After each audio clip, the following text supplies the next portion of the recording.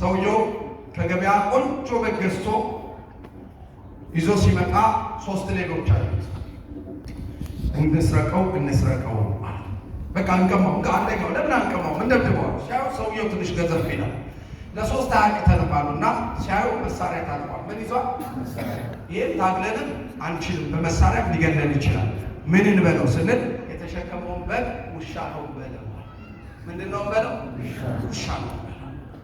ከዛ ተነስተው ተራርቀው አንዱ እንደዚህ እንደ ፖስታ፣ አንዱ እንደ ፍራንኮ፣ አንዱ እንደዛ እንደ አዳማ ራስ አካባቢ እንዲህ ተራርቀው ቆሙና ለምሳሌ ነው እንጂ እዚህ አይደለም እናት ምሳሌ በደንብ ተረዱ።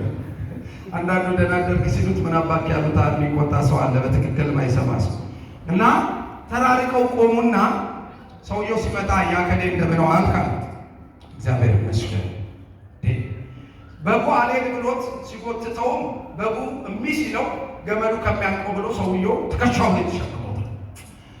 እንደው ምን አይነት ዘመን ላይ ደረስና ምን ነው አሉ ሰውየው። አይ እንዳንተ የተከበረ ሰው ነው ውሻ ተሸክመ ትሄዳለህ? አንተ ዝም በል በግ መሆኑ አይታየህም እንዴ አለ። አይ ካልክስ እሺ እኔ ውሻ ነው የሚታየኝ አለ። አለፈና ተናዶ ሲሄድ እዛ ጋር አቶ ከሌ እንደምን ዋልክ አለ።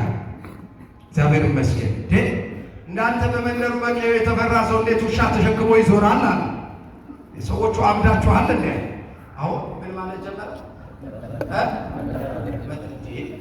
ያው ከአንድ ብርቱ ከሁለት ምንድነው ከአንድ ብርቱ ምንድነው የሚባል ነገር አለና ተጠራጠረ ራሱ ምን ማለት ነው? በቃ ቼክ ሲያደርገው በግ ነው መጣኔ ቆላው ያለ ነው አይደለም።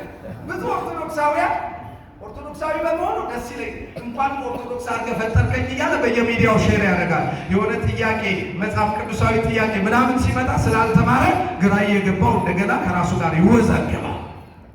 እና ሶስተኛው ጋር ሲደርስ በስመ አብ ወወልድ ወመንፈስ ቅዱስ ምን አይነት ዘመን ላይ ደረስናል? ያይ ረጉድ አንተ ውሻ ተሸከማለህ። ሰውየው ቆጣ ብሎ አለፈና እንዳያዩት ብሎ ቀስ ብሎ በጓን ጣል አድርጎ ራሱን እያራገፈ ቶሎ ወደ ቤቱ ሄደ። ሌቦቹም ሄዱና ምኑን ወሰዱ? እንዴ ነው አይደል? እምነት እያስጣሉ ነው ያሉት።